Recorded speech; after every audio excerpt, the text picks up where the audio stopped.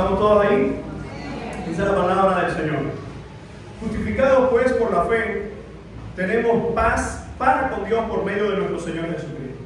Porque también tenemos entrada por la fe a esta gracia en la cual estamos firmes y nos gloriamos en la esperanza de la gloria de Dios. Y no solo esto, sino que también nos gloriamos en las tribulaciones, sabiendo que la tribulación produce paciencia.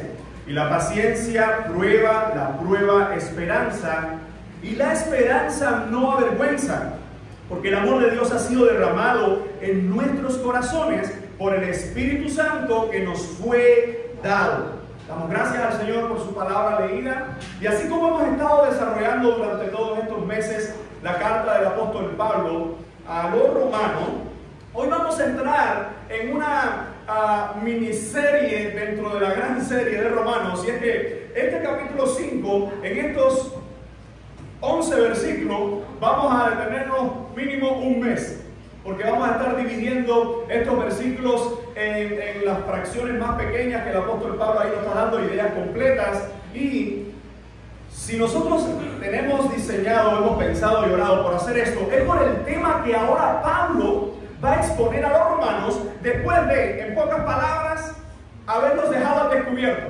haberlos acusado, haberles mostrado de que no hay nadie que pueda ser justo, haberles enseñado de que todos son unos perversos, delincuentes, malnacidos, que no tienen ninguna oportunidad de salvación, van camino al mismísimo infierno. Después de haber hecho eso, les vuelve a demostrar en sus caras de que son depravados totalmente, de que no hay ni siquiera ni el más mínimo ápice de que ellos puedan diseñar, hacer o pensar o idear algo de bien hacia Dios.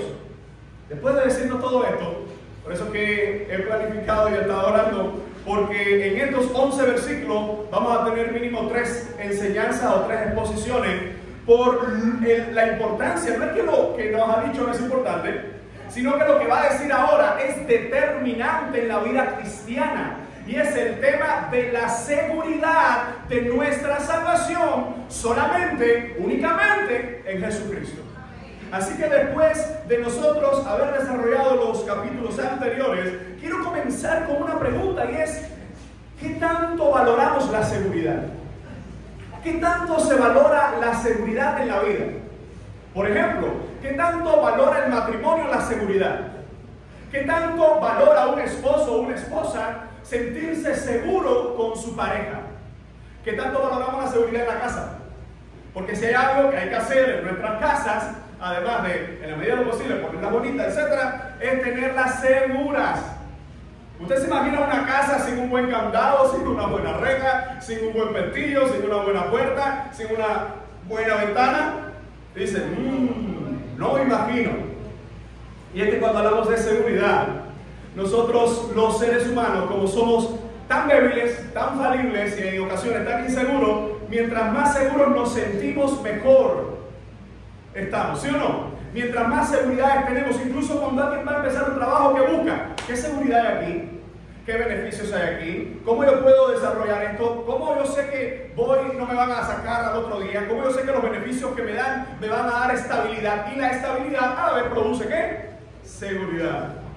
Bueno, el tema de la seguridad ahora en la salvación ha tomado tristemente algunos caminos a lo largo de la historia del cristianismo, que yo diría que más que algún concilio o algún grupo de iglesias con un determinado perfil teológico que han querido enfatizar, yo creo que en los extremos de este tema de la seguridad de la salvación se ha llegado incluso a la herejía.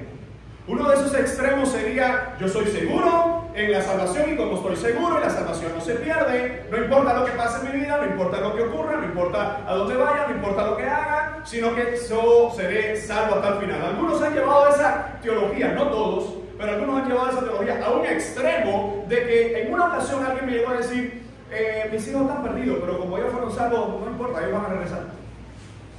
No hay que orar. ¿Cómo? Ahora, una vez más, estamos hablando de un extremo.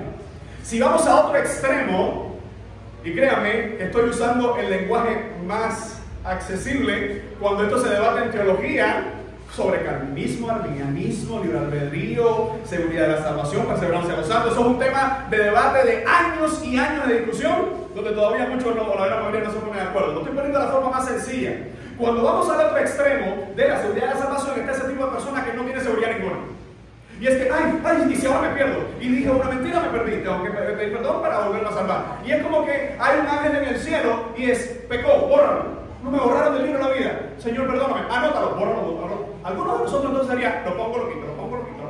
Es como el que juega con la corriente en el país y la quita. Algunos dirían, pastor, qué ejemplo tan hiriente, no hables de corriente en estos tiempos.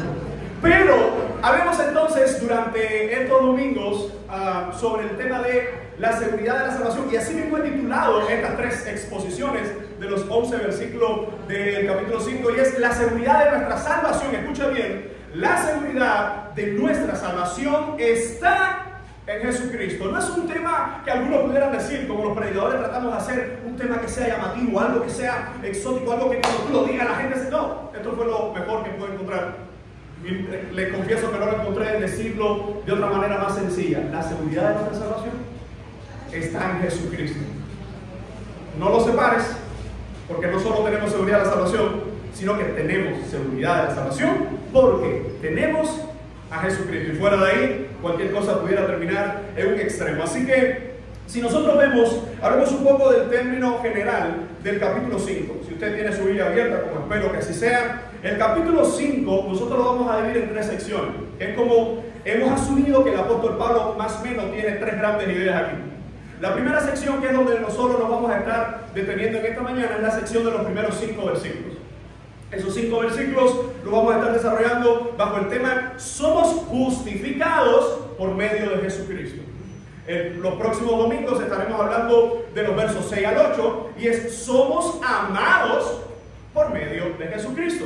Y en la última porción de estos versículos, que sería un siguiente domingo, estaremos hablando de los versos 9 al 11. Y es bajo el título somos reconciliados por medio de Jesucristo. Todo esto responde a lo mismo. La seguridad de nuestra salvación está en Jesucristo. Así que veamos entonces cómo Pablo, después de haber desarrollado los temas anteriores, de haber terminado esta porción de Abraham, el ícono más grande para los judíos, no es salvo por sus obras, le derrumba la fe y le derrumba el corazón a muchos judíos que tenían a Abraham como la persona más grandiosa de su fe, de su creencia, de su estilo de pensamiento y vida. Después de haber desarticulado como el mejor fiscal de la historia, después de haber desarticulado a la humanidad, tanto romanos, gentiles, tanto judíos convertidos, después de haberlo mostrado a todos su culpabilidad, Pablo tiene que hablar de la otra parte del Evangelio, porque el Evangelio, tristemente, mis amados hermanos, en la década del 70, 80, por ahí 90, cuando se movieron estos grandes avivamientos, yo no sé si decirle de esa forma, aunque sí creo que hubo un mover de parte de Dios en estos movimientos, campañas inmensas de Billy Graham, que estadios, cientos de miles escucharon el Evangelio a través de la televisión.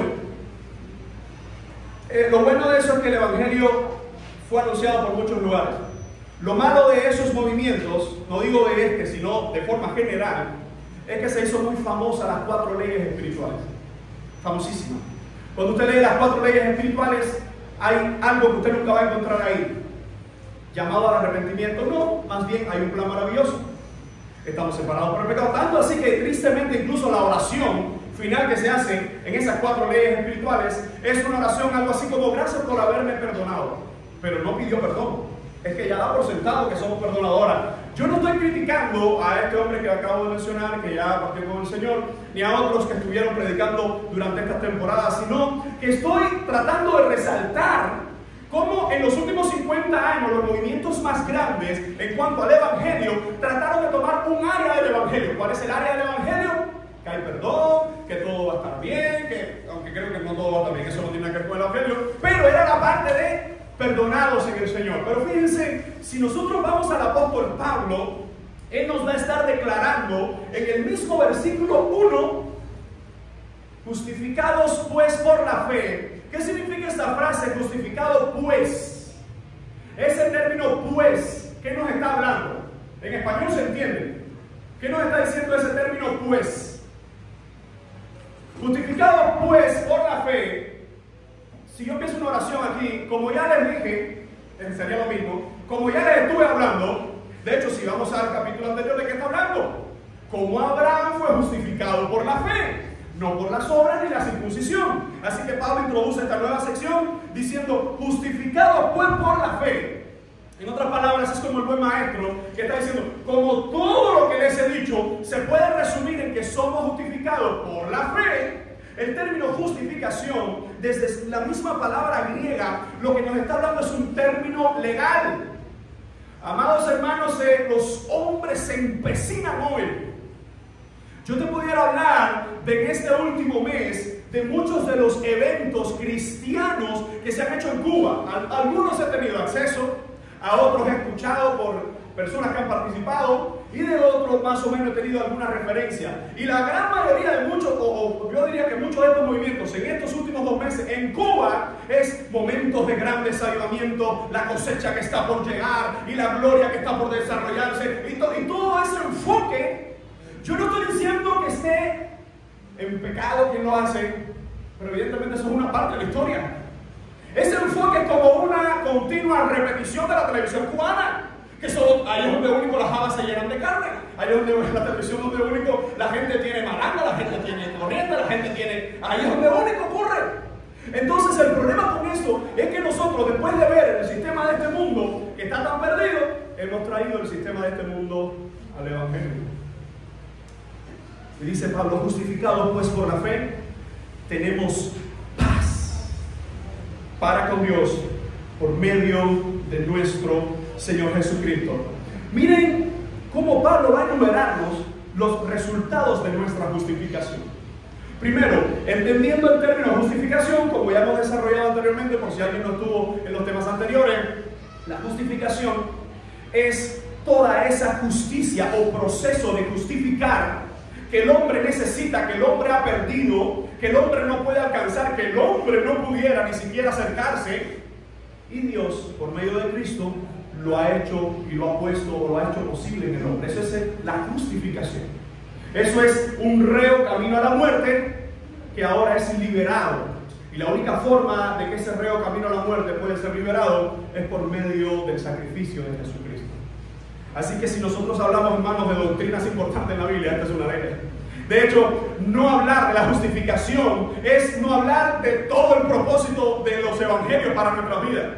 Y es que Cristo vino para darnos vida y vida en abundancia. Si hablamos de encarnación, si hablamos de muerte y resurrección, hay un tema paralelo. Uno es la obra de Cristo y otro es la respuesta que provoca en el corazón del hombre. Algunos rechazarán y otros responderán en fe. Así que cuando Pablo nos dice justificados pues por la fe, tenemos paz para con Dios por medio de nuestro Señor Jesucristo. En estos días ahí no pude evitar reírme, después me sentí mal, pero no pude evitar reírme cuando pusieron un meme de la última patana turca con una canción y se marchó. Primero me dio risa, después me dio tristeza. ¿Por qué? Porque la gran mayoría aquí dice 24 horas, 25 horas, 26 horas sin corriente y más, y vamos por más. Se está cumpliendo la frase. Y vamos por más. Pero cuánta desesperación provocan las malas noticias. Desde la caída del hombre en Génesis 3, desde el pecado de Adán, en Génesis 3, en el huerto del Edén, nosotros vemos que el hombre entró y el hombre está en un continuo y desarrollado y cada vez más grande estado de no paz. No sé si decirlo de esta forma. El hombre no tiene paz. El hombre no tiene paz, y no solo que no tiene paz, hermano, nosotros tenemos tantos problemas que ni nos damos cuenta de la mayoría de los problemas que tenemos. ¿Por qué? Porque el hombre muchas veces pone su atención en ¿qué? Comida, vestido, agua, más o menos. Pero cuando uno se mira, dice salud, sistema de salud, Cuando uno se gira dice futuro para los jóvenes. Es decir, que hay todavía mucho más allá, porque uno dice, no es esto, porque una cosa es tener problemas, otra cosa es morirse en medio de esos problemas. Nunca ver una... Es decir, que si nosotros humanamente empezamos a analizar nuestro contexto, es mejor hacer una pausa, porque eso no nos lleva a un buen resultado, a una buena conclusión. Fíjense cómo el apóstol Pablo, después de haber dejado a toda su audiencia en un pleno, diríamos, temblor, porque recuerda, los judíos que están ahí tienen a Abraham como su estandarte. Dicen, ni Abraham, aquí no clasifica a nadie. Si no clasifica a él, nadie clasifica. Y en medio de eso, Pablo lo que nos está haciendo es un recuento de cómo es posible nosotros estar en un estado de paz. Miren, usted puede sentirse confiado en cómo está viviendo, pero eso no es el argumento principal. La pregunta es, ¿cómo el hombre puede estar en paz contra el único y sabio Dios que el hombre ha pecado toda su vida? Hay gente que está en paz. Yo estoy casi seguro que el Papa está en paz, que los cardenales están en paz. Estoy casi seguro que los Guillermo Maldonado, que todos esos cantantes perversos que no son cristianos ni son nada, están en paz. La pregunta es, ¿cómo puede estar nuestro corazón en paz con un Dios de ira? ¡Claro! Porque lo que ha hecho Satanás, viendo que no podía destruir ni podrá destruir la iglesia y el evangelio, entonces hay una forma más astuta. Si no puedo destruir el evangelio, lo que ha tratado de hacer Satanás durante siglos es: demos un mensaje diferente que se parezca al evangelio, pero que no sea el evangelio. Y hoy tenemos doctrina de la prosperidad, que tú siempre tienes que prosperar. Hoy tenemos la doctrina de si estás en pecado no eres sano, si estás enfermo no estás bien. Hoy tenemos la doctrina del positivismo, es decir, hay un cambio en ti, eres glorioso, todo va a estar bien. Y mucha gente, hermanos, mucha gente que hoy mismo domingo se está congregando, va camino al infierno, en iglesia va camino al infierno. Porque hace muchos años, en algún momento de la historia, perdieron la esencia del evangelio y la cambiaron por otro evangelio.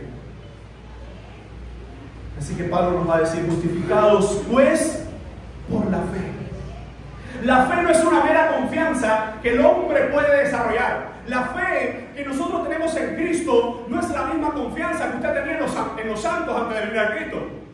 La fe que uno tiene en el Señor para salvación no es la misma confianza que usted tenía en la Virgen de la Caridad. Así que Pablo está diciendo: justificado pues por la fe. Hermano, en español, 1, 2, 3, 4, son 5 palabras. Esas 5 palabras nos están resumiendo los 4 capítulos anteriores y nos está diciendo que hay solo una forma de estar en paz con Dios. Justificados pues por la fe. Y miren cuál es el primer resultado que se nos habla de nuestra justificación. Dice: tenemos paz. La pregunta sería: ¿cuál es la definición bíblica de paz? Una definición secular o una definición popular sería: es estar tranquilo, es saber que todo está bien, es saber que tienes los paneles solares, porque ya no se puede hablar ni planta, los paneles solares cargados, saber que tienes las neveras llenas, saber que tienes transporte, saber que tienes gasolina. Eso es tranquilidad, eso es estabilidad. La pregunta es: ¿qué o cuál es la definición de paz? Te lo voy a poner de la forma más bíblica y más sencilla posible. Retomando el punto anterior, cómo Adán pecó contra Dios. Desde Adán hasta estos días y hasta que venga Cristo por nosotros, el hombre está en guerra contra Dios. Y una de las cosas más terribles de estar en guerra es cuando estás en una guerra que por donde la mires, por donde la analices, tienes todo perdido. Y hoy todavía hay hombres que dicen: Dios no existe, Dios no es real, o Dios sí existe y existe en la forma de Alá, o Dios sí existe pero existe en la forma del dinero, o Dios sí existe y existe en esta forma en que nosotros desarrollamos el evangelio y como nosotros lo vemos a nuestra medida. Así que el apóstol Pablo nos está diciendo cuál es ese resultado de la justificación. Tenemos paz para con Dios por medio de nuestro Señor Jesucristo. Y la idea básica de la palabra paz tiene que ver con algo completo. Incluso los judíos en el Antiguo Testamento Y ellos, usted puede dar muchos saludos, pero ellos tenían uno específico y decían Shalom. Que decían paz, la paz de Dios, la paz de Adonai, la paz del Altísimo sea tu vida. El apóstol Pablo, como hablamos cuando estuvimos en una de las series anteriores, no recuerdo si fue Filipenses o Corintios, en una de estas series hablamos cómo su saludo para las iglesias por excelencia, ¿cuál era? Gracia y paz.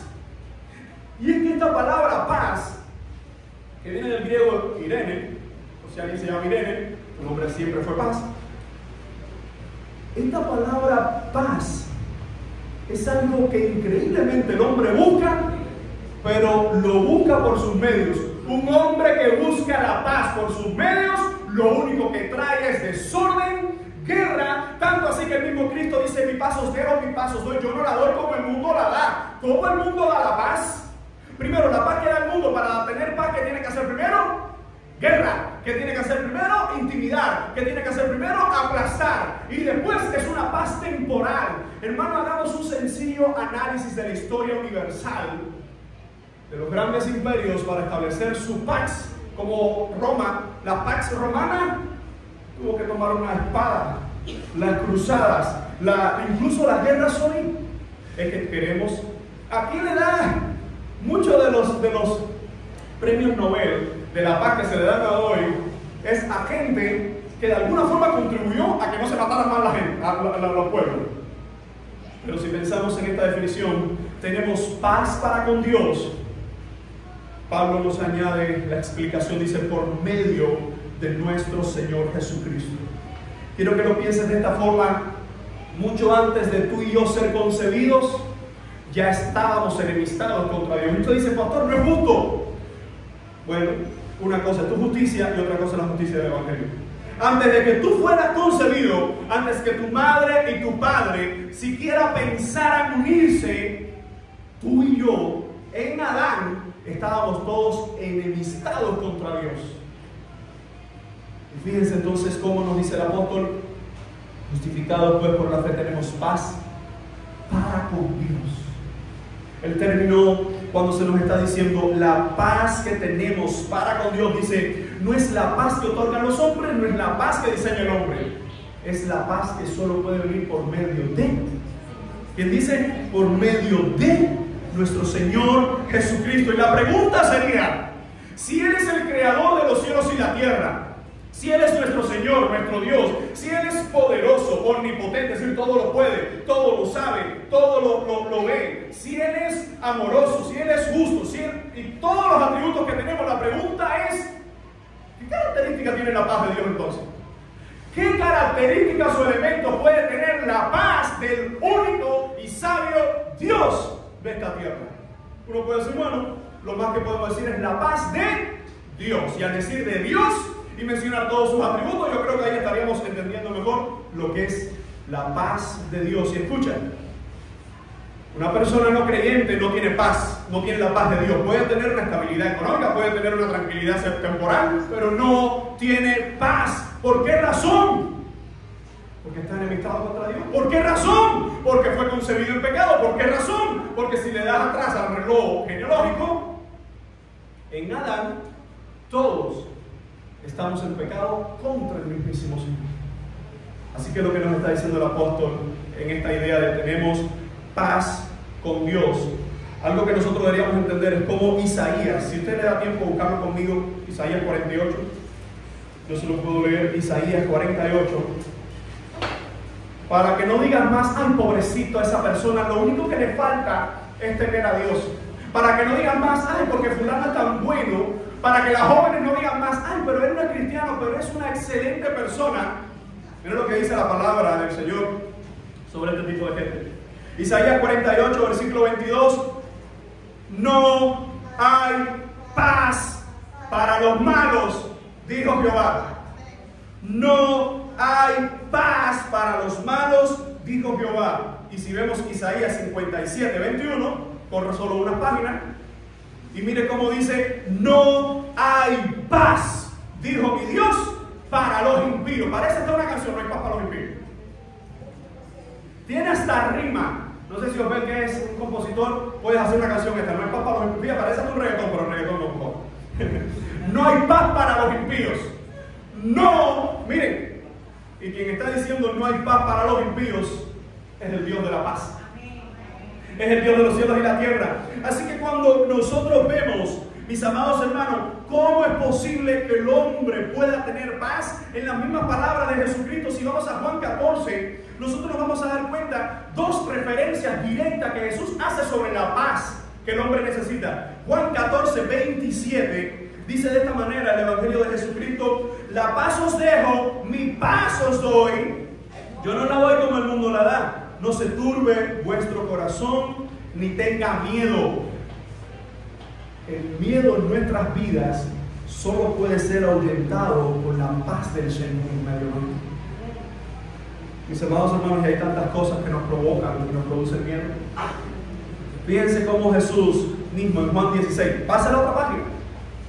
Juan 16, 33, dice: estas cosas os he hablado. La pregunta es, ¿qué cosa? Bueno, si nosotros leemos el capítulo anterior, nos vamos a dar cuenta de la obra del Espíritu Santo, de que Él va a ascender al Padre, de que Él ha vencido al mundo, de que van a tener persecución. Y dice: estas cosas os he hablado para que en mí tengáis paz.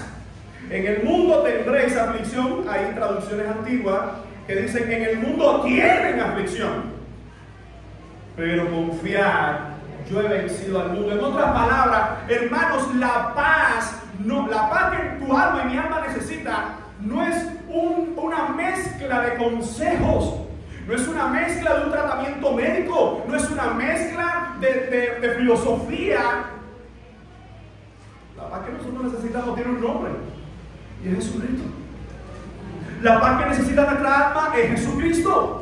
Por eso que mucha gente, cuando empieza a poner sus ojos en los hombres, puede sufrir decepción. Yo creo que todos nosotros nos hemos decepcionado del hombre en algún momento.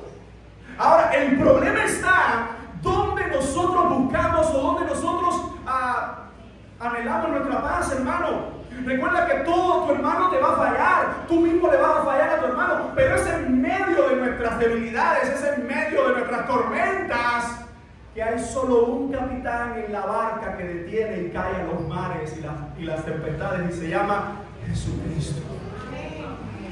Así que lo que nos está diciendo el apóstol Pablo, primer resultado de nuestra justificación, tenemos paz para con Dios por medio de Jesucristo. Al ser justificado, esto tiene que dar seguridad a nuestra salvación. Porque ¿cuál es la seguridad? La inseguridad sería: ¿será o no será? ¿Dios le agradará esto? ¿No le va a agradar? Si tú has sido justificado por la fe, por medio de Jesucristo, tú por medio de Jesucristo estás en paz para con el Dios de la fe. O de una forma más sencilla, si Cristo está en tu alma, pon tu cabeza confiado a la almohada, o si por la cervical no tienes almohada, al colchón, y duerme en paz. Porque solo puede dormir en paz y ser recibido en paz aquel que ha creído en Jesucristo. Algo que tengo que aclarar, y voy a aprovechar el momento porque se da la oportunidad de hacer esta ilustración. He visto mucho en el grupo de WhatsApp de la iglesia, cuando alguien fallece, sea cristiano o no cristiano, pero sobre todo hago la aclaración con no creyentes. Mucha gente pone: descansa en paz, descansa en paz, descansa en paz. Hay un problema teológico con esa frase. El creyente que muere en Cristo sí descansa en paz, pero ese descanso es estar adorando al Señor, glorificando al Señor en su presencia hasta la resurrección, que entonces todos estemos en la boda del Cordero y sigamos en adoración al Señor. El problema viene con los no creyentes. Ningún creyente descansa en paz. Y discúlpeme, porque yo tengo familia que no es cristiana. Es decir, yo no estoy... lo que me pasaba, y creo que lo hablé con alguien, que cada vez que veía esto era en un momento difícil donde había muerto una persona. Entonces me daba un poco de como, bueno, no es el mejor momento para hacer una aclaración teológica, pero hermano, tú decirle a una persona no creyente que ha muerto, bueno, a esa persona no se lo vas a decir, pero decírselo a la familia, o decírselo, no, ya descansó en paz. No, porque son adolescentes y ya ellos están con el Señor porque están en paz. Aquellas personas que se mueren enemistados con Dios nunca descansarán en paz. Jamás. El hombre que muere, y escucha cómo lo estoy diciendo, el hombre que muere enemistado con Dios, la edad que sea, porque hay adolescentes que tienen toda convicción de pecado. Es decir, ya hay jóvenes que hoy mueren y dicen, ay, de que descanse en paz porque era un angelito del Señor. Yo no quiero entrar en un juicio de si era salvo o no salvo, pero sí quiero entrar en un juicio aclaratorio de doctrina. Toda persona que muere enemistado con Dios, ¿qué es morir enemistado con Dios? Alguien que no experimentó la fe, el arrepentimiento y la salvación y muere en esa condición, no descansa en paz. Más bien, lo que dice la Biblia, que va a un tormento eterno. No hay paz para los impíos. Debería entenderse, no hay paz para los impíos en esta vida y mucho menos hay paz para los impíos después de la muerte. No suavices lo que dice la Biblia porque eres un hereje consciente entonces. Yo sé que alguien dice, bueno, pastor, es que uno no lo quiere hacer por maldad. No, no es que sea maldad o no maldad. Es que aquellos que mueren enemistados contra Dios, condenación eterna recibirán. Ahora, yo entiendo que uno puede decir, bueno, si fulano era o no cristiano, eso es otro tema. Era o no era salvo, eso es otro tema. Pero ten cuidado con todos los que se mueran, todas las personas que mueran, sobre todo cuando sabes que no tenían a Cristo, tú digas, no, que descansa en paz. Hermano, no hay paz. ¿Por qué? Porque yo lo digo. Porque yo quiero que sea así. No, porque tristemente yo tengo familiares que han muerto y han muerto sin Jesucristo. ¿Y sabe por qué yo nunca diría descansa en paz mi tío, descansa en paz mi abuelo? Si yo sé que murió sin Jesucristo, porque murió siendo un enemigo de Dios. Y yo no puedo decir, ay, pobrecito. No, hermano, no hay pobrecito. Creo que lo dije en algún momento. Fíjense cuán, déjame decirlo de la mejor forma, cuán perdidos nosotros estamos a veces con las cosas de la Biblia, que decimos, ay, porque, ay, el diablo, ay, pero ay, pobrecito. Yo he escuchado a cristianos decir eso. El enemigo de las almas, ¿cómo que pobrecito? Ay, fulano, y fulano está perdido, ay, pobrecito. No es pobrecito. Hermano, quitemos esa paternalidad, ese paternalismo, ese ay, pobrecito, porque es un impío, ay, pero vaya, se va. No trates o intentes ser más bueno que Dios. Porque es Dios el que está diciendo en su palabra, no hay paz para los impíos. Ah, eso no nos lleva a nosotros a entonces tomar una actitud hostil. No, son impíos, arriba, va a abrirte para el infierno, fuego para ti. No es ese tema. Nuestra postura es seguir orando por los no creyentes. Nuestra postura es seguir orando por el impío. Porque alguien oró por nosotros cuando éramos impíos. Porque alguien nos habló del Evangelio cuando no éramos creyentes y ahora estamos en Cristo. Así que hablar de la paz que nosotros tenemos en Cristo, en primer lugar entendamos lo que no es la paz. Mucha gente hoy se ha empecinado en cambiar el Evangelio y por eso se ha hecho tanto daño a la iglesia. Muchos incluso predicadores desde los púlpitos han disfrazado el Evangelio, adornado el Evangelio. Y yo preguntaría, ¿por qué razón en aquel sermón de Jesús, cuando se puso la cosa caliente y el Hijo del Hombre no tiene donde recostar su cabeza y el que no negare, el que no dejara el Padre mal, y el Señor, ¿quieres irte tú, Pedro? ¿Quieres irte tú, Pedro? Señor, estamos hablando de quien va a ser una de las columnas principales de la iglesia. Estamos hablando de quien va a sostener la predicación del Evangelio en los primeros 30 años del libro de los Hechos.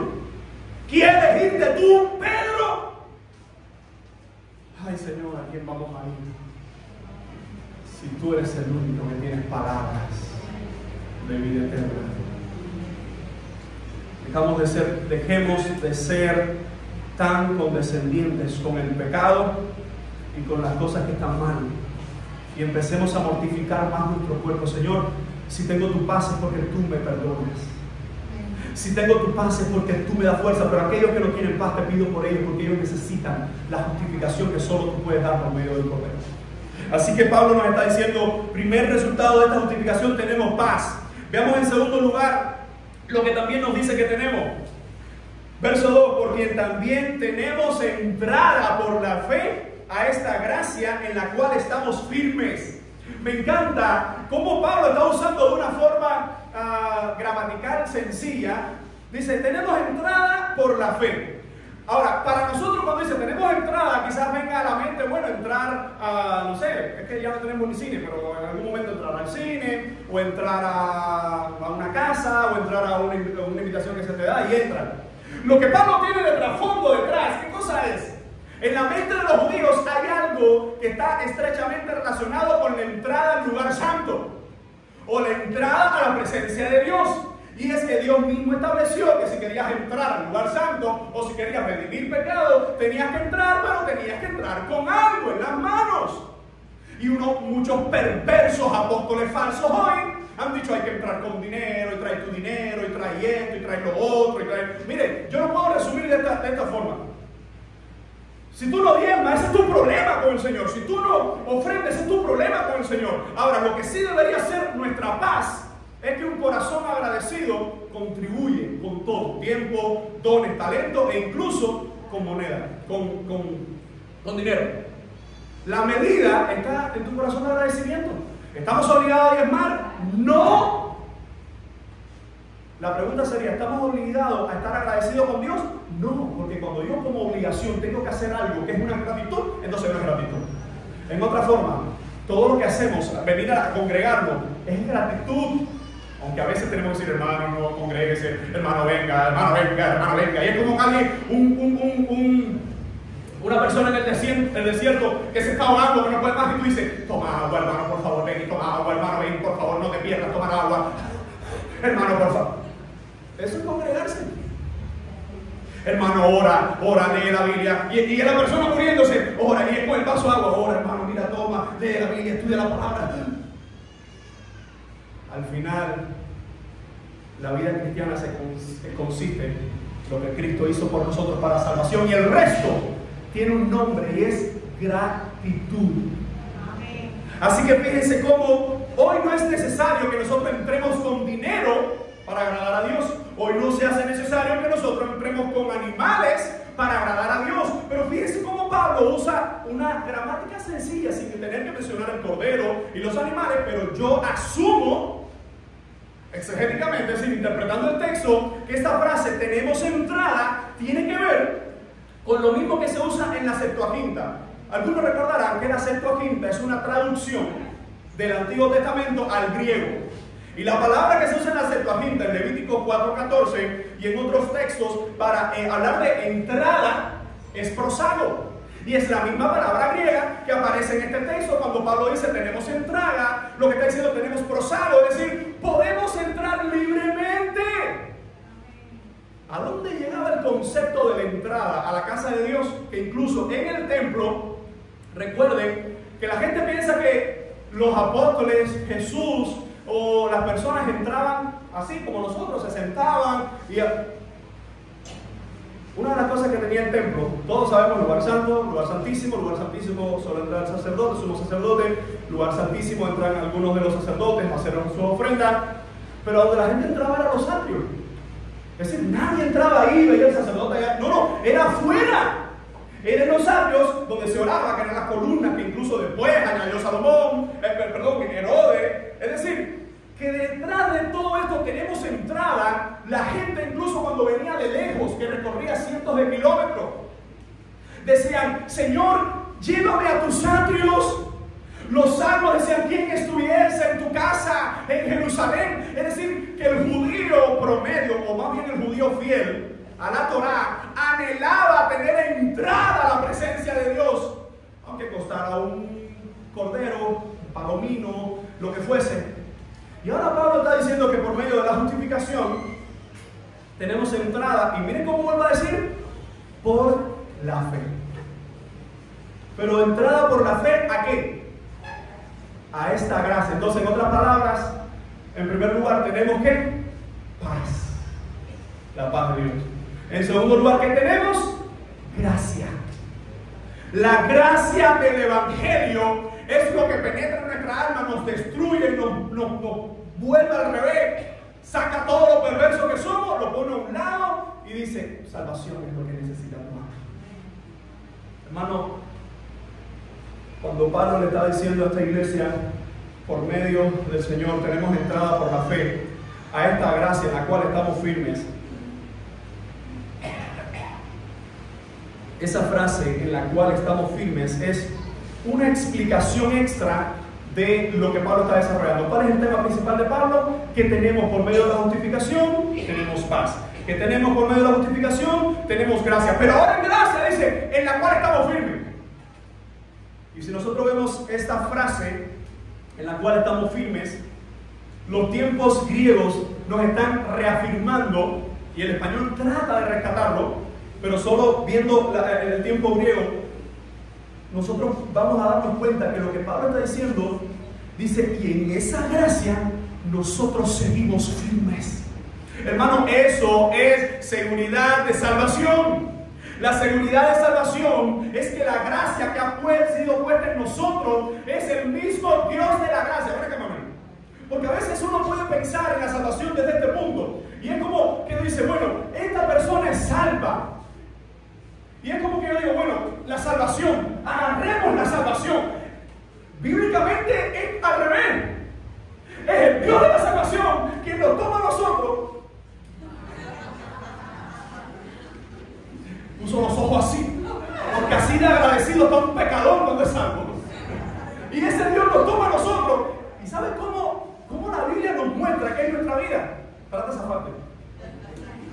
Trata más fuerza. Y es como que uno tratando de zafarse y uno dice, no puedo más, Señor, se acabó todo, Señor, me voy al mundo. Y es el Señor de la gracia que nos sostiene. Entonces cuando yo veo esta imagen, yo digo, ¿pero por qué? Si yo no soy digno, porque quien me está sosteniendo no me está viendo a mí, está viendo a Jesucristo en mí. Hermano, esa es la seguridad de nuestra salvación. Por eso cuando hablamos de seguridad de salvación en Cristo, hay de aquel que comienza a pisotear el nombre de Cristo. Eso es otra película. Hay de aquel, que deja de buscar a Cristo y se comienza a convertir en un enemigo de Cristo. Así que cuando la palabra nos está diciendo, y es por medio de Él que tenemos entrada, hermanos, el cordero que necesitábamos nosotros como sacrificio ya fue puesto en la cruz. Y hoy nosotros podemos decir, Señor, gracias, porque aun cuando mi fe está en su punto más débil, tú me sigues amando.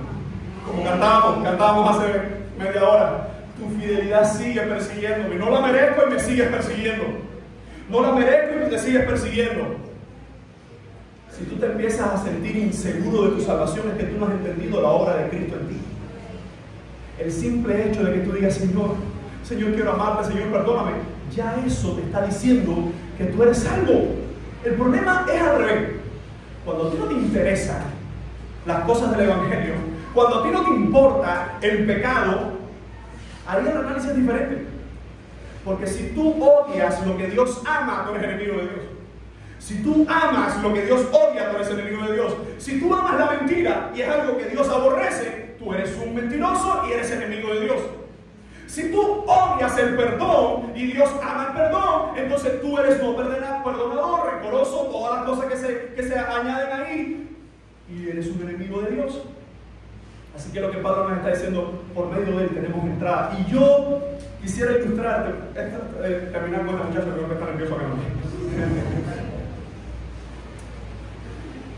Si no hubiese sido por el Señor Jesucristo, yo ni fuese pastor en este lugar, ni estuviese casado con mi esposa, ni tuviese las hijas que tengo, ni estuviese sirviendo donde Dios me permita servir, porque yo, por mí mismo, ese no era mi camino. Mi camino, el tuyo también, para que no te creas por un momento cosas, tu camino y el mío también era hacia el mal, de continuo al mal, y el Señor nos tomó ahí y hizo esto a los pero en el proceso hay dolor. Ese muchacho se ha roto el pie ahí en el púlpito. Estaba todo preparado. Ahora le rompemos la pierna para que él diga, no, en la vida cristiana se sufre, pero... Hermano, si nosotros seguimos hoy adorando al Señor es porque Él en su gracia nos sigue sosteniendo, nos sigue amando. ¿Alguien puede decir amén? ¿Alguien puede decir amén y decir, Señor, si sigo firme, es porque tu gracia me sostiene? Gracias. Tócale el corazón. Otra de las cosas que dice la palabra del Señor que tenemos. Está en el versículo 3. Bueno, no, el mismo versículo 2.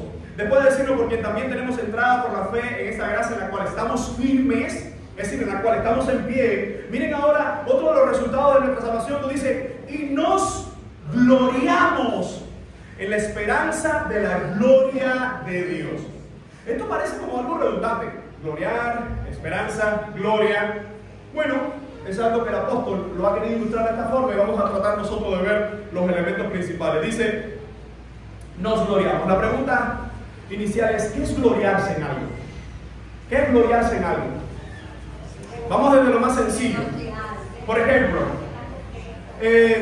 todos saben que mis dos equipos son Ciudad Ávila y Pinar del Río. Pero Pinar del Río, yo soy de Pinar del Río de 15 años para acá. Antes, miren que a mí me caía mal el equipo de Pinar del Río. ¿Por qué? Porque cuando yo vine a Pinar del Río en el 2010, fue el año, a los que saben de pelota, ¿qué pasó en el 2010? A ver, Pedri, ¿la serie qué? Serie 50. Serie más basura esa. Ajá, 2010-2011, 2010-2011, exacto, 2010-2011. Yo llegué en el 2010 y en el 2011. La serie de oro. ¿Quiénes estaban jugando? Pinar del Río, Ciudad Ávila. ¿Qué pasó a Ciudad Ávila? Leña de página. Yo recuerdo que estaba en el seminario, tenía un telefonito de esos chinos, que se veía la pantallita y yo abajo recién el brazo. Y yo bajito, imagínense, yo estaba nuevo aquí. Incluso todos saben que llegando ahí, al siguiente fin de semana me mandaron aquí para esta iglesia como seminarista. Es decir, yo viví, esto es una confesión, pero claro, 15 años después a nadie me va a guardar rencor. Yo llegué aquí el fin de semana rodeado de pinareños, ahora yo soy pinareño, rodeado de pinareños, en el seminario rodeado de pinareños, y estoy viendo, y esa desde pequeño esa fue mi pasión. Imagínense que hay un amigo que es uno de mis mejores amigos, incluso como un hermano, él se llama Pedrito. Él y yo íbamos al estadio, en la secundaria íbamos al estadio, y todas las veces que se llevaba claro, llegaba muy, y después perdía. Llegaba muy, y yo recuerdo que una vez le dije, nos vamos a morir de viejo y nunca vamos a ver a Ciudad Ávila. Así que la serie 50, para que vean de dónde viene el dolor, es el momento donde nosotros por primera vez le ganamos en semifinales a Villa Clara, un juego de eso extraordinario, tremendo, el mejor pitcher de Ciudad Ávila contra el mejor Frediacel contra la Liga. Y ya decía, ya por primera vez llegamos a la final. Esos vegueros, miren, esos muertos, porque era un equipo de ahí habían 2 o 3 que se ríen. Por ahí cuando aquello estaba, ay Dios mío, si esta predicación la había alguno de esos hermanos, si usted es cristiano, le amamos. Si no, ámeme por esto. Por ahí estaban todos los muertos esos David Castillo, toda esa gente que no le daba un giga a nadie. Y en esa serie honrón, y acabaron con Ciudad Ávila. Y yo decía, es que mi gloria, que ya íbamos a ser campeones por primera vez. Acabaron los vegueros. Y yo a toda esa bajito. Oye, ¿qué te pasa? No, pido una cosa aquí. Al otro día, en el comedor, en el seminario, todos los finales.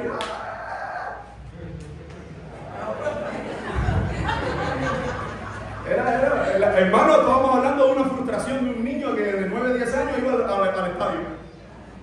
Y año tras año, y ya era el momento. Oye, ¿qué pasa? ¿Y qué? Claro. Para bienestar de mi alma, al año siguiente ganó ciego y así después ganó varias veces, 3 más. Y gracias a Dios, bueno, gracias a Dios de qué, no puedo decir esa frase. Y después se vuelve a encontrar, para aquellos que se han reído tristemente de mí, se vuelve a encontrar Ciudad Ávila contra Pinar del Río hace unos pocos años. Y fue aquella famosa 3 de Ciudad Ávila primero, después 3 de Pinar del Río, y me decía, vamos de nuevo.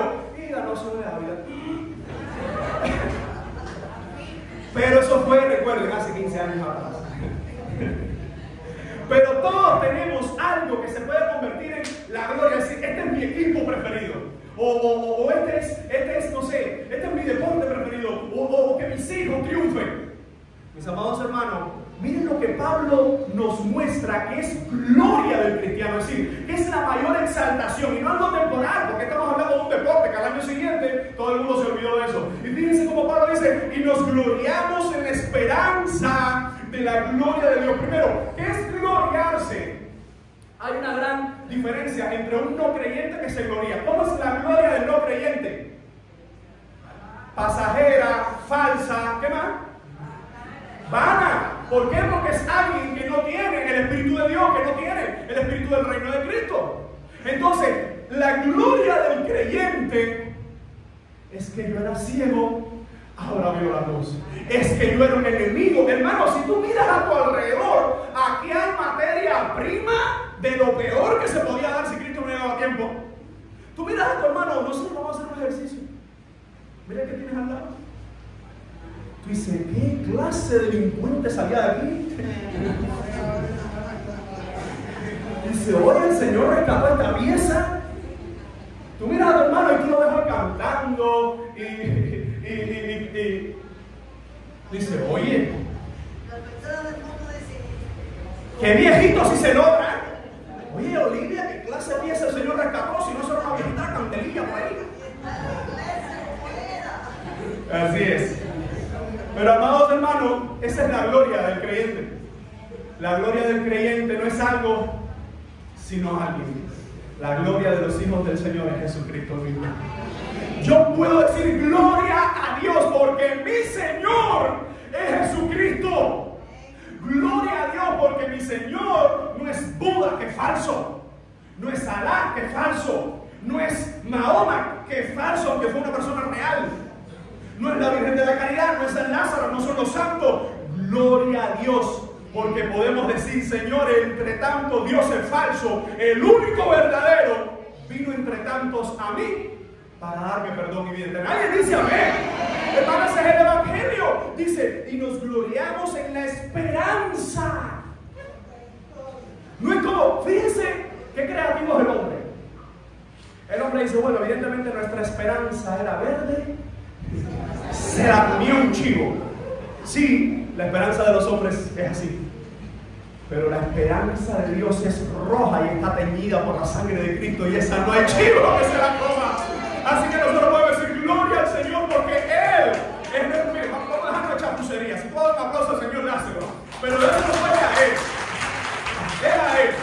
Así que Pablo está diciendo, y nos gloriamos en la esperanza. ¿En la esperanza de qué? ¿Se da cuenta cómo parece algo como que en círculo? Dice, y nos gloriamos ¿en qué? En la esperanza. ¿En esperar qué? De la gloria de Dios. Una forma sencilla, mi gloria es esperar que la gloria de Dios viene hacia mí. Ahora, no era solo una gloria futura. ¿Ha escuchado usted la frase, lo mejor está por venir? Cuando único se cumple la frase, lo mejor está por venir, cuando tú a la frase le pones Jesucristo. Pero esa frase ya no se vuelve buena para el impío. Porque piénsalo de esta forma, tú le dices a un impío, lo mejor está por venir, Jesucristo. Ok, Cristo viene, ¿qué hace Cristo con el impío? Lo lanza, están en condenación al lado de fuego y azufre. ¿Eso es lo mejor? No, eso es lo peor y más terrible para un impío. Así que la frase, lo mejor está por venir, solo se puede cumplir en aquello que estamos esperando a Jesucristo. Y es que su reino viene otra vez, pero escucha, ya su reino está medio mal. Así que nosotros podemos decir, y nos gloriamos, hemos sido salvos, por eso nuestra gloria está en la esperanza, en la fuerza que nos da, en la seguridad, en la confianza que nos da, saber que la gloria de Dios, que la máxima manifestación de la gloria de Dios, ¿cuál es, hermano? Jesucristo.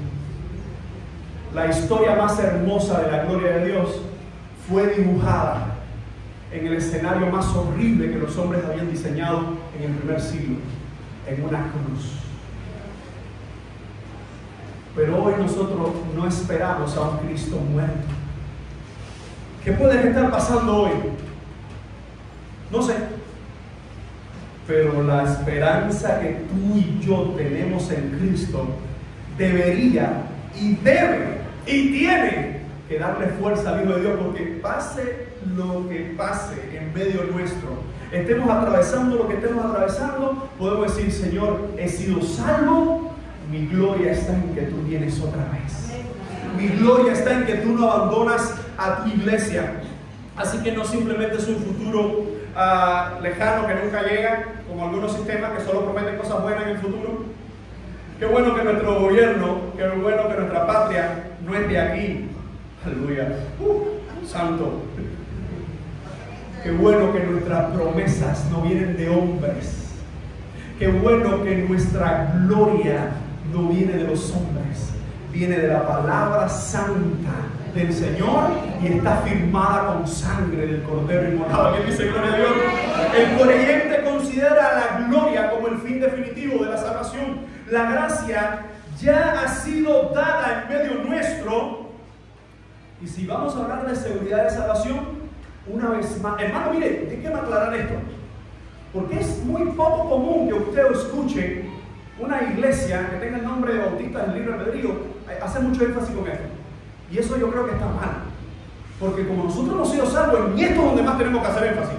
No es solamente hacer énfasis, bueno, nosotros tuvimos más de un año predicando de Corinto, y eso era ley, y eso era, y esto, y fornicación, y el Señor dando látigo por todos lados, pero eso es gracia. Así que ahora hablando de esto, si en algún punto de estas predicaciones usted se siente como que, bueno, estoy seguro en Cristo, voy a pecar, no importa, si al final usted no es cristiano. Usted no es cristiano. Porque el verdadero cristiano, cuando escucha la seguridad de la salvación, se aferra más a Cristo, ama más a Cristo y vive más para Cristo. Por eso es que esa es una de las grandes evidencias de que estamos seguros en Él, porque cada vez estamos más aferrados a Cristo. La seguridad de la salvación no es algo. La seguridad de la salvación es alguien que se llama Jesús de Nazaret, que nos sostiene y nos guarda. Y eso tiene que darnos paz. ¿Alguien dice amén? Amén.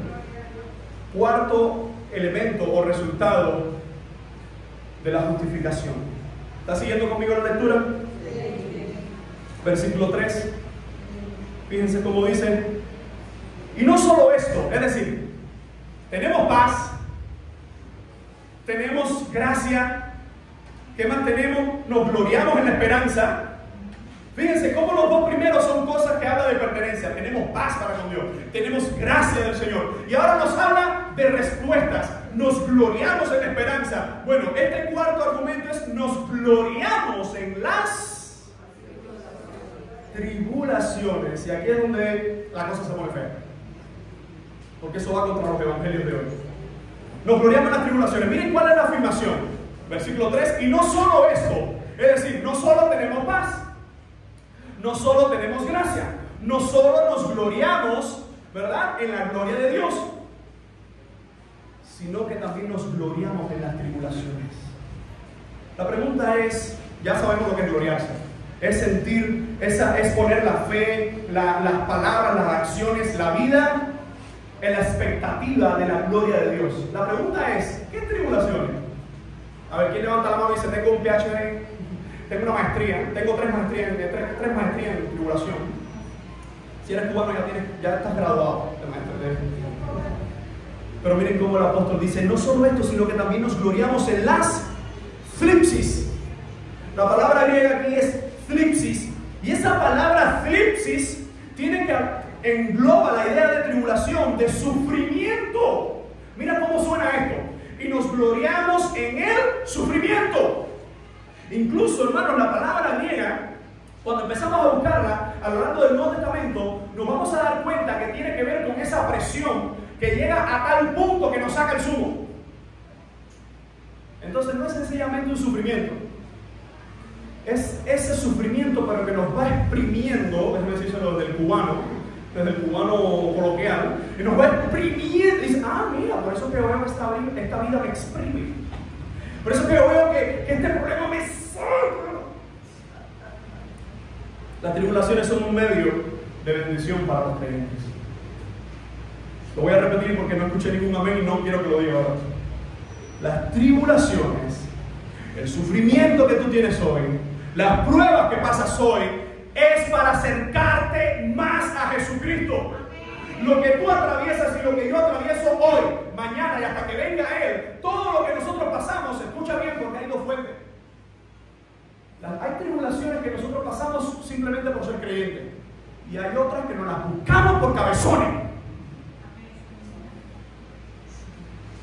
Y aún así, En las dos, en las que el Señor permite por ser creyente, por sufrir el Evangelio, pero en las que nos buscamos por cabezones, siempre que buscamos perdón en Él, siempre que nos arrepentimos en Él, ambas provocan en nosotros parecernos más a Jesucristo.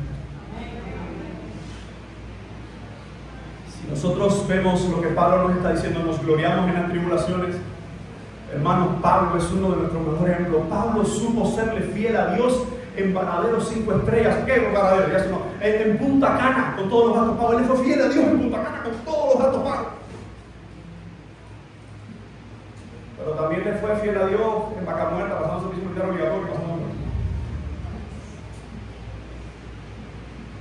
Cuando vemos Pablo sabía lo que era sufrir. No solo sufría por los enemigos, sino que en su propia carne sufría, a tal punto que Pablo se puede conocer como uno de los máximos exponentes del Evangelio y una de las personas que después de Jesucristo sufrió más, porque el sufrimiento de Esteban fue rápido.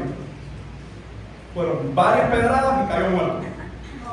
El de Pablo fue por varios años. Esta semana vamos a hablar en el campamento de los juveniles, y se nos pidió hace meses atrás que pusiéramos la vida de Pablo por 4 temas. Por la noche se van 2 pastores amigos, van a estar predicando de Efesios, y por las mañanas vamos a estar exponiendo la vida de Pablo. Cuando yo llegué a este punto, yo digo, termino de prepararla, hay uno de los temas que es el sufrimiento. Y viendo el sermón de hoy, yo decía, el sufrimiento. Una persona paranoica diría, Dios está hablando claro, vamos a empezar a sufrir. No. Dios no nos tiene que mandar más mensajes de que vamos a sufrir. Ya lo dijo hace 2000 años atrás, en el mundo tienen y tendrán aflicciones. Flipsis, tendrán tanta presión que llegará el momento en que no pueden más, ¿sabes? Una de las cosas que yo he visto en esta imagen, de tanta presión, que mientras más tribulación, mientras más presión se hace sobre nosotros, ¿qué es lo que pasa cuando se exprime algo al máximo? ¿Qué es lo que sale? El sumo o lo último. Mientras más tribulaciones y mientras más pruebas pasamos, salen más lo que hay dentro. Hay personas que mientras más pruebas, más carnales son. Hay personas que mientras más batallas en su vida, mientras más decepciones, más carnales, más sale la carne. La pregunta es, las pruebas que tú y yo pasamos, hermano, porque yo no estoy hablando de uno, estoy hablando de todos nosotros. Mientras más pruebas y batallas pasamos, más tiene que salir quién está en nosotros. Así que cuando Pablo dice nos gloriamos en las tribulaciones, él explica algo muy importante, sabiendo que la tribulación, es decir, que esa crisis, sabiendo que esa presión hasta el último momento, que produce paciencia. ¿Qué produce la tribulación? Alguien quizás dice, ay, pasó. Yo a veces le he dicho, Señor, dame paciencia. ¿Estás pidiendo tribulaciones? Pero alguien dice, no, por eso yo no pido paciencia. No importa, igual vienen las tribulaciones. Y entonces, Señor, ayúdame. Sí, porque aquí nadie queda afuera. Una de las mentiras más grandes que el diablo le hizo creer a través de los falsos profetas y los falsos maestros de este siglo, y el siglo pasado hacia este siglo, es para de sufrir. No hay sufrimiento. Esa es una de las mentiras, no es la única. Es una de las mentiras más grandes. Porque cuando tú miras al que está a tu lado y tú simplemente le dices, ¿cuántos años tú llevas en la fe? Y te empieza a decir, bueno, unos meses, 1, 2. Escucha, proporción. Mientras más años, más sufrimiento. Mientras más años en el Evangelio, más sufrimiento. ¿Por qué? Porque vivimos en un mundo que está en enemistad contra Dios. Y cuando nosotros somos rescatados por el Dios de este mundo, el que está enemistado contra Él, se vuelve contra nosotros. En este mundo nunca pararemos de sufrir. La diferencia está en si sufrimos con Él o sufrimos sin Él. Amados hermanos, de hecho la palabra paciencia, algunos diccionarios lo han traducido como la capacidad para soportar. Y en estos días, qué difícil la capacidad para soportar. Escuchen, ¿cuál es el tema general de la exposición o de estos 11 versículos? La seguridad de la salvación, la seguridad de nuestra salvación está en Jesucristo. Esto es importante para un salvo. Para el no creyente, olvídese de él, no importa. Para el no creyente, si hay alguien esta mañana aquí, es que tú necesitas nacer de nuevo. Voy para el creyente. Para un creyente, tus tribulaciones, mis tribulaciones, es el proceso que Dios permite en nosotros para acercarnos más a su palabra, para acercarnos más al Señor, para acercarnos más a su voluntad. Así que sufrir para un cristiano por causa del Evangelio es una esperanza y es una seguridad de que somos sus hijos. ¿Alguien dice amén? Se empiezan a perder los amenes con este tema, pero es la verdad. Mientras más sufrimos en la vida cristiana, y escuchen, sufrimos por el Evangelio, es decir, mientras más estamos sufriendo por ser creyentes,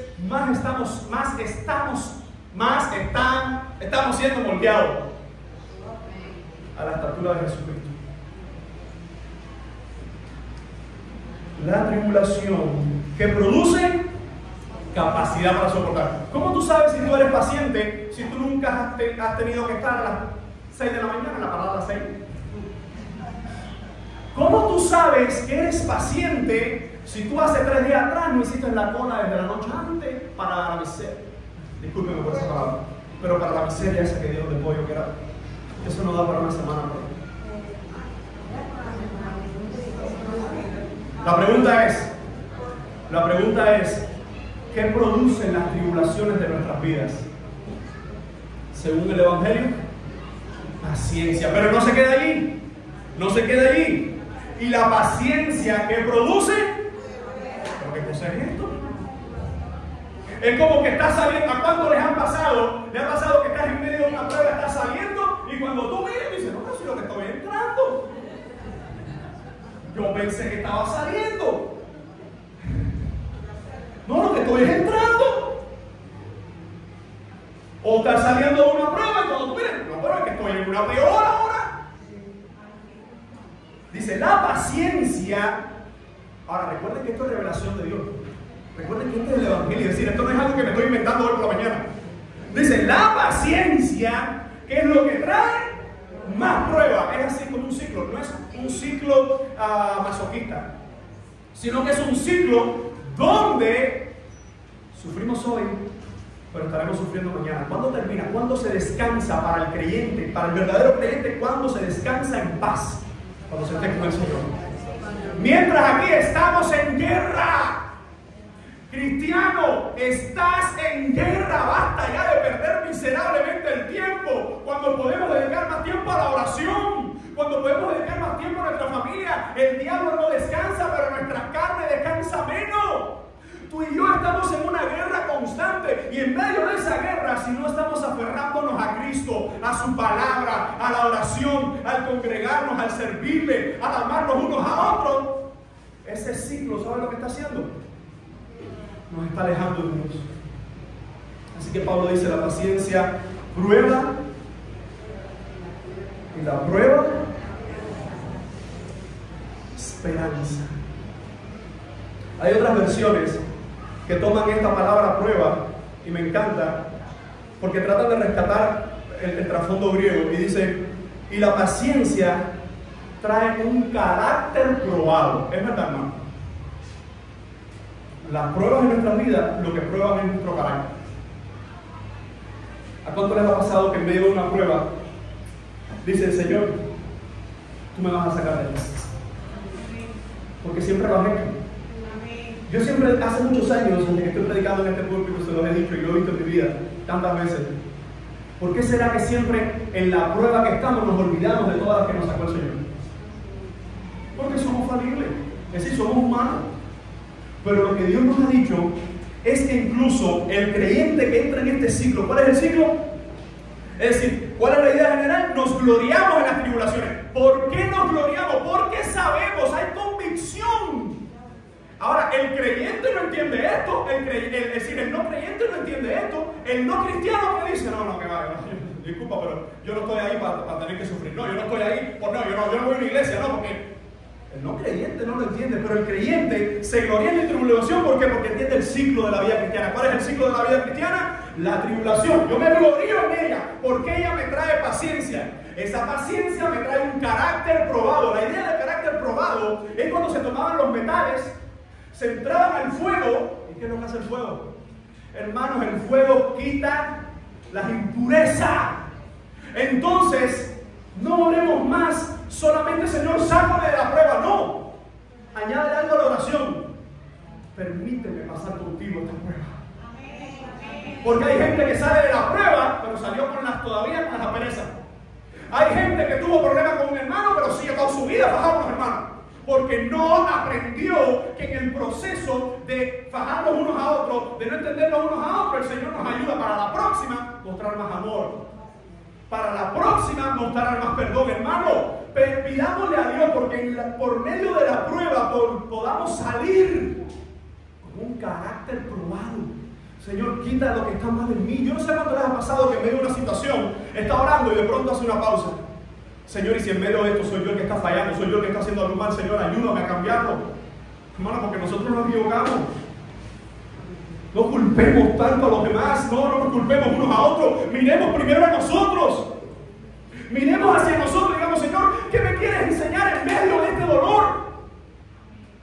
Adán, en el paraíso, fue infiel y pecó contra Dios. Jesús, en el desierto, fue fiel al Señor, fue fiel a su Padre. Tenemos un hombre en el paraíso fallando, tenemos a Jesucristo, hombre, en el desierto glorificando al Padre. La pregunta es, ¿qué vamos a hacer nosotros en medio de las circunstancias que estemos? ¿En abundancia? ¿En necesidad? ¿En medio de una crisis o en medio de un pantano? Dice el apóstol, y la paciencia trae carácter probado. Y ese carácter probado, ¿qué es lo que trae? ¿Qué es lo que trae? Esperanza. ¿Dónde dijo esto de esperanza? Lea conmigo versículo 2. Porque también tenemos entrada por la fe a esta gracia en la cual estamos firmes y nos gloriamos en la esperanza de la gloria de Dios. ¿Te das cuenta que es un ciclo? No sé si tú lo habías visto de esta forma. Yo hace algunas semanas atrás, yo dije, pero esto tiene dos respuestas. Si lo vemos desde el mundo, esto es un masoquismo. Sí, tengo esperanza, pero estoy sufriendo. Tengo esperanza, pero estoy sufriendo. Si lo vemos desde la perspectiva de Pablo, esto trae gloria. Porque tú dices, estoy sufriendo, pero hay esperanza. Estoy pasando un mal de aflicción, pero hay esperanza, porque es en la aflicción con el Señor. Mis amados hermanos, fíjense cómo Pablo en el versículo 4 dice, la paciencia prueba y la prueba esperanza. Él vuelve. A ver, déjame ilustrarlo rápidamente de esta forma. Nos gloriamos en qué cosa? En las tribulaciones, sabiendo que esa tribulación, ¿qué es lo que produce? Paciencia. Sabiendo que esa paciencia, ¿qué es lo que trae? Prueba. Sabiendo que esa prueba, ¿qué es lo que trae? Es lo que nos gloriamos. Es decir, nos gloriamos en el Señor porque todo el proceso Él sigue obrando en nosotros. ¿Sabe cuándo se termina el proceso? ¿Cuándo termina, hermano? Cuando Él venga por nosotros. Mientras, paciencia, tribulación, prueba, esperanza, paciencia, tribulación, prueba, esperanza, paciencia, tribulación. Y es en medio de ese ciclo donde nosotros entendemos lo que dice entonces el apóstol Pablo. Versículo 5. Y la esperanza no avergüenza. Hace algunos años atrás en los Estados Unidos, en un puente muy famoso, un grupo sectario dijo que se iba a cumplir, creo que fue por el año 2000 o 1999, dijo que se iba a cumplir el fin del tiempo.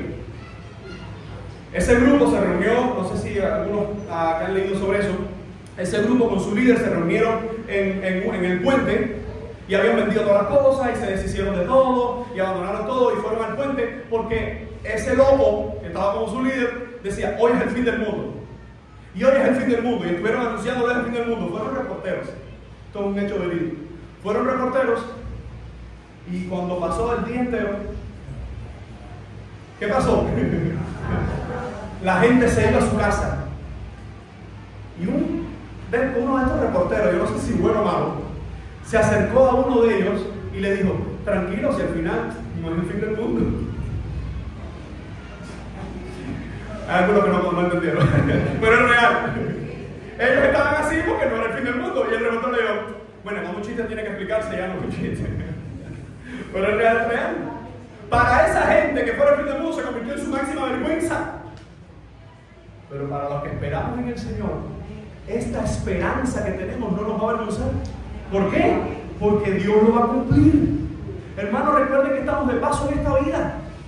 Son unos años que el Señor nos regala, pero es al final de paso, esto es de paso. Esto es de peregrino, es decir, nuestra patria no se queda aquí. Entonces fíjense cómo el apóstol está diciendo, y esa esperanza no avergüenza, y por eso, hablemos entonces del último resultado de nuestra justificación. Y es que tenemos el amor de Dios por medio del Espíritu. Dice el versículo 5, la segunda parte, porque el amor de Dios ha sido derramado en nuestros corazones por el Espíritu Santo que nos fue dado.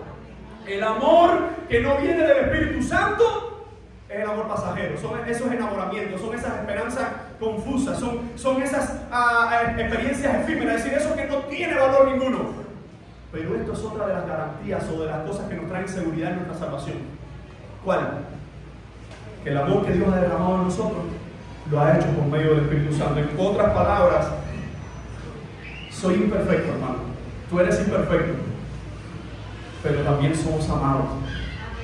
También somos perdonados. La gran diferencia entre alguien que es perdonado a alguien que no ha sido salvo es que el salvo dice, yo soy amado y sigue pecando. Es decir, el no salvo, yo soy amado y sigue pecando. Pero la persona salva dice, Señor, he fallado en esto, Señor, estoy luchando contra mi pecado, pero gracias porque sigo siendo amado. Escuchen bien, ser objetos del amor de Dios no es justificación para pecar. Si tú sintiéndote amado lo que haces es pecar, tú necesitas nacer de nuevo. Ojalá nuestros púlpitos se volvieran a llenar del mensaje del Evangelio para que se vaciaran nuestras iglesias. ¿Cómo? Se los digo de todo corazón. Se los digo de todo corazón. Muchas de nuestras iglesias hoy están llenas, pero están llenas de perversos, paganos, impíos. Y si crees que a mí se me fue la mano, leamos el Evangelio de Jesucristo para que vean cómo era Él con 12 y el mundo contra Él. Hermanos, el Evangelio se está perdiendo. No se perderá, porque la iglesia siempre triunfará al final. Pero el Evangelio se está perdiendo en muchos lugares. Hay muchas iglesias que dejaron de ser iglesias del Señor para convertirse en los shows domingueros. Hay pastores que dejaron de predicar para convertirse en comediantes de púlpito. La palabra del Señor nos dice, porque el amor de Dios ha sido derramado en nuestros corazones por el Espíritu Santo que nos fue dado. La pregunta sería, ¿cuándo se nos dio el Espíritu? A lo mejor, si en realidad se nos dio el Espíritu. El Espíritu Santo es dado ¿cuándo? En el momento de nuestra conversión. Cuando nosotros entendemos la gracia del Señor, cuando respondemos en fe al Evangelio y decimos, Señor, sé mi Dios, Señor, sé mi Padre, Señor, sé mi guía, Señor, pongo mis cargas en ti, Señor, quiero agradarte. Hay gente que busca a Dios como buscar un amuleto. Dios no es un amuleto.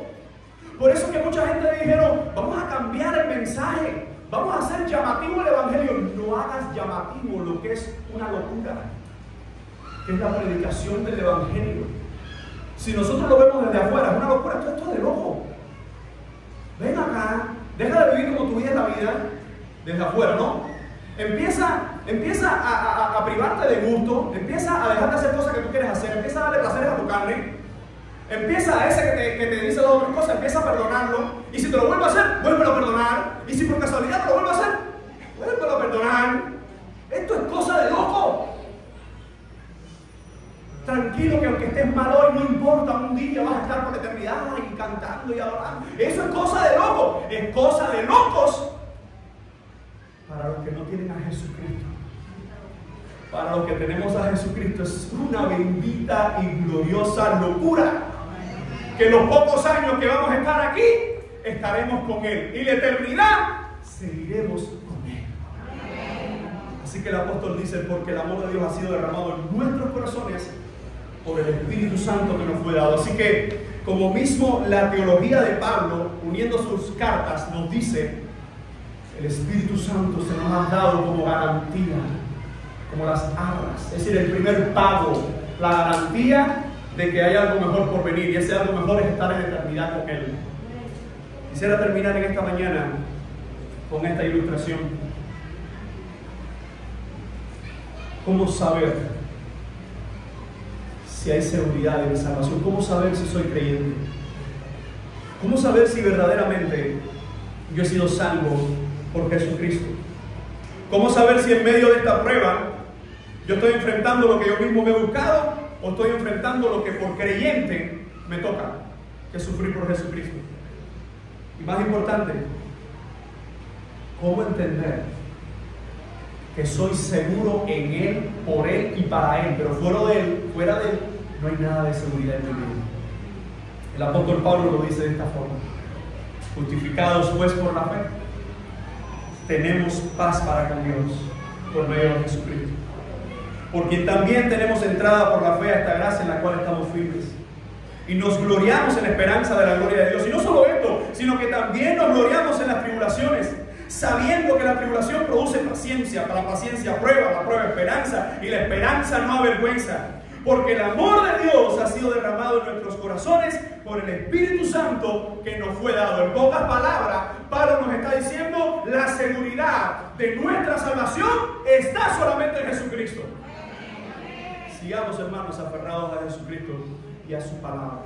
Vamos a orar. Señor, te damos gracias por tu amor, gracias por tu palabra y gracias por la salvación. Nuestras vidas están en ti, Señor. Te pedimos perdón por nuestras faltas. Señor, perdón por nuestras ofensas. Te pedimos por nuestra congregación, por tu iglesia, aquellos que están en medio nuestro, Señor, que todavía no son salvos. Rogamos que sea tu Espíritu Santo con ellos, convenciéndoles de pecado, justicia y juicio. Te rogamos por aquellos que han enfriado sus almas. Te rogamos por aquellos, Señor, que tu Espíritu Santo abrace sus almas, Señor, y puedan encender de nuevo su espíritu buscándote y creciendo espiritualmente. Te pedimos por los que sufren, te pedimos por tu iglesia, te pedimos por cada una de nuestras familias, porque te necesitamos, Señor. Y gracias, no por nuestra salvación, sino gracias por tu gracia, Señor. Gracias por tu amor y gracias porque eres tú quien nos mantiene seguros de que somos salvos. Aquellos que hoy no son salvos, rogamos que seas con ellos. Aquellos que llevan años y en medio nuestro todavía no se han convertido, porque eso es un milagro, eso no es una obra humana. Rogamos que sea tu Espíritu Santo. A ti oramos sabiendo de que tú eres nuestro Dios y tu iglesia,